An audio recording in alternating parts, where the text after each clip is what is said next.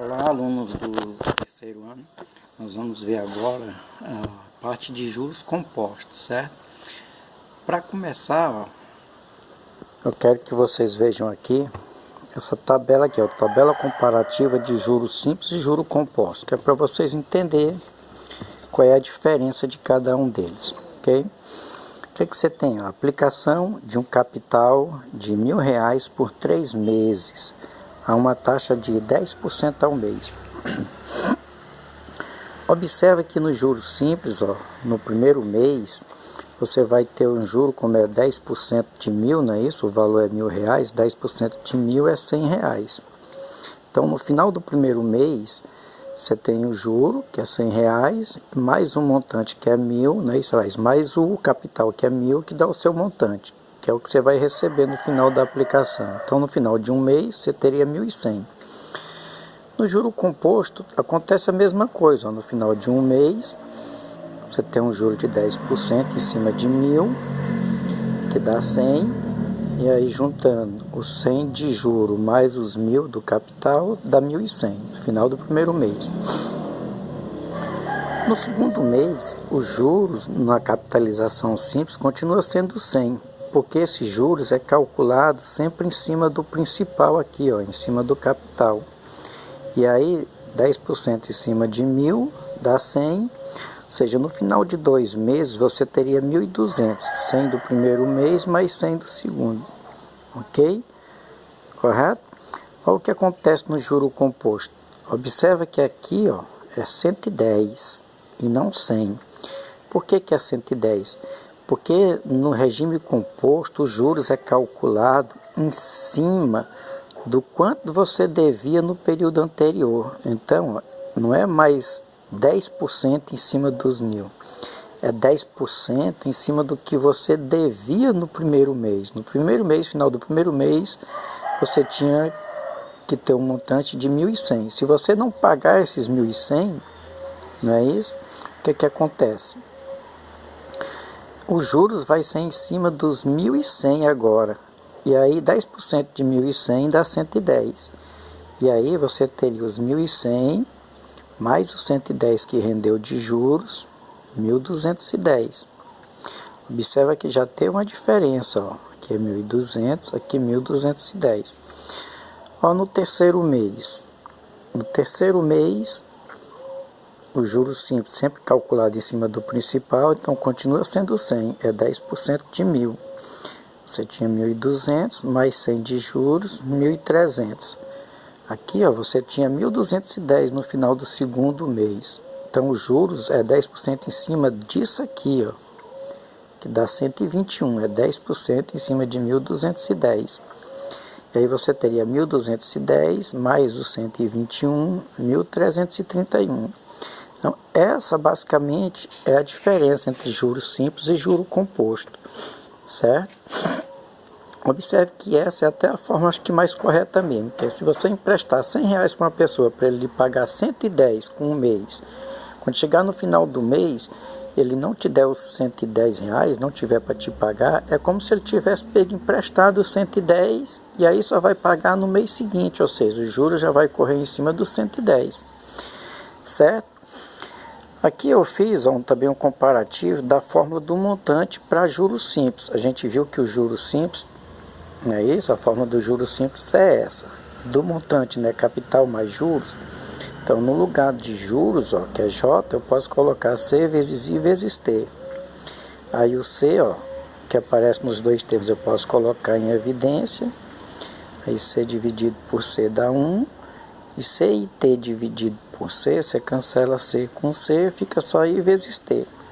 Então, essa seria a fórmula do montante para juros simples. A fórmula do montante para juro composto só tem um detalhe em relação a essa, porque aqui é I vezes T, taxa vezes tempo, tudo dentro do parênteses, não é isso? Aqui não, aqui é 1 mais I, aí tudo isso aqui que está dentro do parênteses é elevado a T. Observa que o T sai daqui de dentro e vem para fora como expoente, viu? Com essa fórmula a gente calcula praticamente todos os problemas de juro composto. Eu vou passar agora o material que eu vou enviar aqui para vocês. Ó, a parte aqui de juros compostos. Ele dá aqui um exemplo. Ó, vejamos o exemplo de uma aplicação de R$200 a juros compostos de 3% ao mês, não é isso? Aí a gente tem o seguinte, ó, no final do primeiro mês, os juros é 200 vezes a taxa, que é 3%. Observa que 3% aqui está 0,03. Observa também que lá, quando eu fiz para vocês com juros simples, eu botava assim, não é isso? Ó, 3 sobre 100. Não é isso? Mas dividir 3 dividido por 100 dá exatamente isso. Isso aqui é a forma decimal dessa fração, certo? Vamos usar muito isso aqui, ó, que é a forma decimal. E vamos usar muito calculadora, viu? Vocês podem preparar aí para aprender a usar calculadora. Então, ó, 200 vezes 3% dá 6, não é?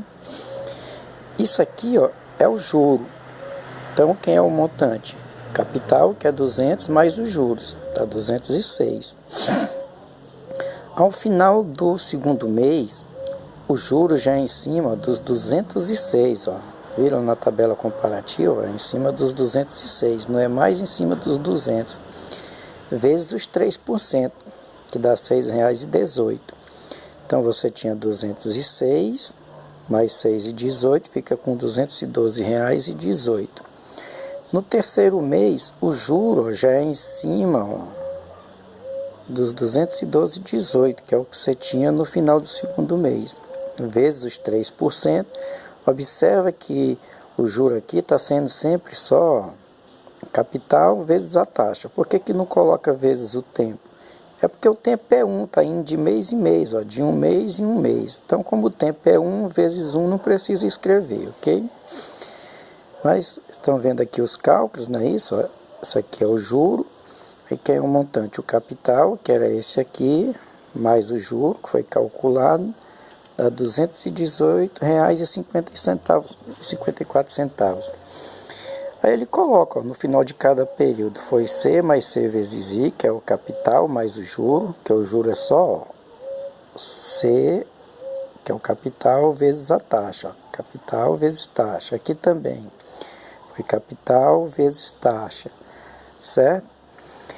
E aí colocou C em evidência, ficou C, que multiplica 1 mais I. Como não tem expoente aqui, supõe-se que é 1, ou seja, o tempo é igual a 1. O expoente 1 não precisa escrever. No final do segundo período, ó, observa, ó, que já ficou C vezes 1 mais I, vezes 1 mais I. Isso aqui já aparece, ó, 2 vezes. Por isso o expoente 2, final do segundo período. No final do terceiro período, ó, o que vai acontecer? Ó, já aparece ele, ó, 3 vezes. Então, observa que isso aqui, ó, o expoente é o tempo. Um mês, tempo 1, 2 meses, tempo 2, no terceiro mês, tempo igual a 3. Que dá a fórmula que a gente já viu antes, ó. A fórmula do montante é capital vezes 1 mais I elevado a T, em que T é o número de períodos. Aqui a gente tem um exercício resolvido, ó. Calcule um montante produzido por um capital inicial de R$ 1.200 a 2% ao mês durante 5 meses a juros compostos. Ele colocou os dados do problema, o capital é 1.200, a taxa é 2% ao mês, 2%, ó, sempre, ó, como é uma porcentagem, ó, sempre escrito com 2 casas decimais, é 2 sobre 100, você coloca o 2 com 2 casas decimais, certo? E o tempo, 5 meses. Observa que está tudo, aqui é o mês, aqui também é o mês, não precisa nenhuma transformação. Usando a fórmula, ó, no lugar do C, é 1.200, aí 1 mais I fica 1 mais 0,02, elevado ao tempo, que é 5, certo? Isso aqui é 1,02, não é isso? Fica 1.200 vezes 1,02 elevado a 5. Isso aqui não é fazer esse número vezes 5, não, é fazer 1,02 vezes 1,02 vezes 1,02 vezes 1,02 vezes 1,02, 5 vezes. Ou seja, Nos juros compostos a gente vai fazer muitas contas, então aqui é essencial vocês usarem a calculadora, certo? 1,02 elevado a 5, ó, ele já fez aqui o resultado, é aproximadamente isso aqui. Preste atenção no que eu estou dizendo, aproximadamente. Esse não é o valor real. Como aqui tem duas casas decimais e está elevado a 5, o valor real vai ter 10 casas decimais. Aqui só tem 3, então já pegou um valor aproximado, certo? Mas não importa, a aproximação é uma aproximação muito boa. A diferença vai estar em casa de menos de 1 centavo, menor que 1 centavo talvez. Então 1.200 vezes esse número aqui, que é 1,02 elevado a 5, dá 1.324,80. Esse é o montante, ou seja, é o capital mais o juro. É os 1.200 mais os juros. Se eu quisesse saber quem era juros, era só subtrair, não é isso? 1.324 menos 1.200 daria 124,80. Observe aqui, a observação, ele colocou aqui 1,02 elevado a 5, daí isso aqui pode ser obtido com o uso de calculadoras. Nós vamos usar muito isso, ok? O segundo exemplo. O capital de 1.800 é aplicado a juros compostos durante 6 meses a uma determinada taxa. Observe quando ele diz uma determinada taxa, então ele vai querer a taxa, certo? Resultando no montante de 2.026,80. Calcule a taxa. Está aqui os dados, o capital é 1.800, o tempo é 6 meses, o montante, que é o que você vai receber no final do período, né, isso? Os 1.800 mais os juros. E ele quer saber quem é a taxa. Então, está aqui a fórmula. O montante substituiu pelo valor do montante. O capital, 1.800. E aqui fica 1 mais I elevado a 6, que é o tempo. Certo? 1 mais I elevado a 6. Isso aqui, ó. O 1.800 que está aqui desse lado, ele passa para o outro lado, como ele está multiplicando, ele vai dividindo. Então, a gente vai ficar num lado da equação só com 1 mais I elevado a 6, certo? E observe que ele já colocou, ó, esse valor aqui, ó, 1 mais I elevado a 6, ó, é isso aqui, 1,126, ok?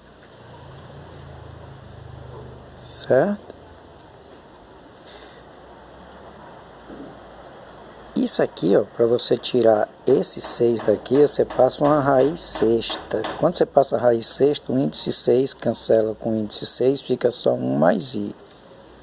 Ok? Mas é claro, você tem que passar também uma raiz sexta aqui do outro lado, que é o que aparece aqui, ó, raiz sexta de 1,126.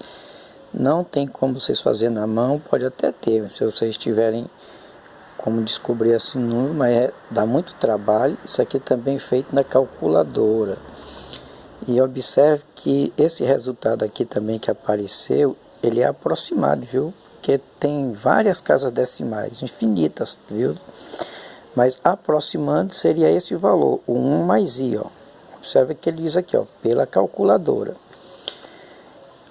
Como você quer saber quem é a taxa, que é o I, você passa o 1 por outro lado. Ele vem subtraindo, ó. Observa que vai ficar 1,02. Como esse aqui vem menos 1, aí 1,02 menos 1 fica 0,02. É como se tivesse R$1,02. Aí esse vem para cá menos R$1. Sobra os 2 centavos. Isso aqui, ó, como tem duas casas decimais, não é isso, ó? É porcentagem, é 2%. 2% ao mês, porque o nosso tempo está em meses.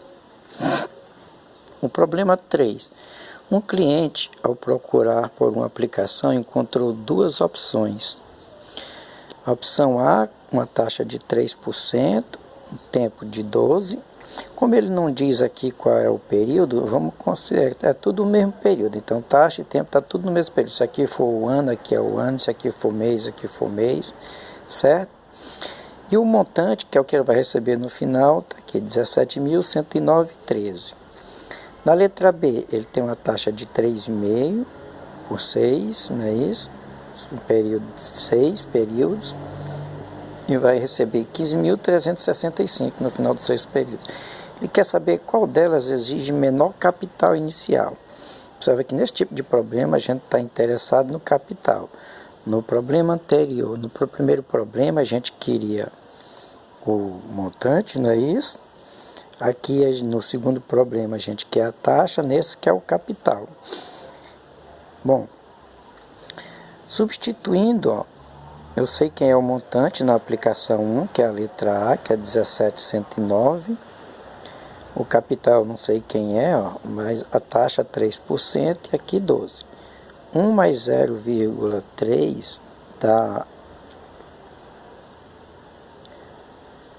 Está bem aqui, ó, 1,03 elevado a 12. Isso aqui seria o próximo a ser feito, que é a potenciação.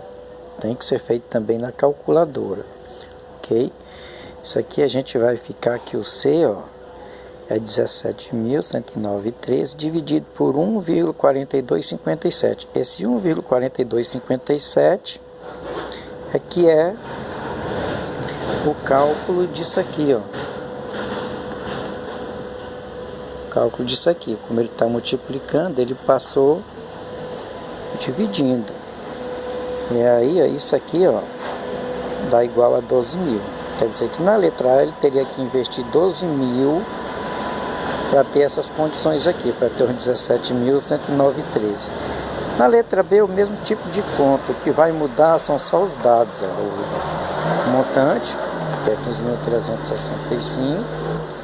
A taxa, que é 0,3,5%, que aí, ó, a vírgula que estava aqui, ó, no 3,5, vem duas casas, ó, ok? Elevado a 6. Isso aqui você vai fazer de novo na máquina de calcular. E o valor que você encontrar, que está multiplicando, passa dividindo, certo? Que dá aproximadamente, observa, está aqui o valor de aproximado, R$ 12.500. Ou seja, ele vai ter que investir menos na primeira opção. Mas a opção que exige um menor capital seria a primeira, que é 12.000. Ok? Que é a opção A. Aqui vocês têm os exercícios propostos, que são os exercícios que vocês deverão tentar fazer aí no final de semana. Ok? Eu vou corrigir na terça-feira. Qualquer pergunta ou qualquer dúvida sobre como usar a calculadora, vocês podem me procurar durante esse período no privado. E outra coisa, não tem aqui problema para calcular o tempo. Em outra aula eu posso mostrar como seriam problemas para calcular o tempo. Vai também usar a calculadora, ok? Então, bons estudos e até a próxima aula.